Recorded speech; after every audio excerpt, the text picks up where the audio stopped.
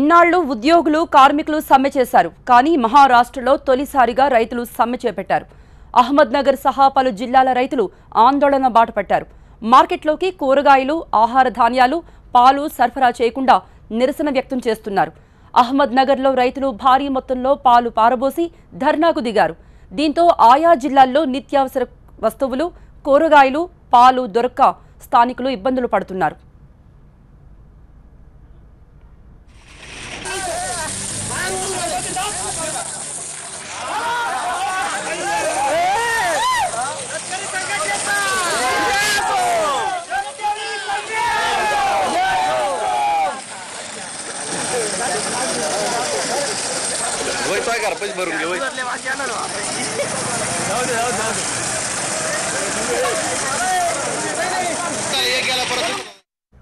తాము ఎన్నో సమస్యలతో ఇబ్బందులు పడుతున్నామని, అయినా ప్రభుత్వం మాత్రం పట్టించుకోవటం లేదని విమర్శిస్తున్నారు రైతులు.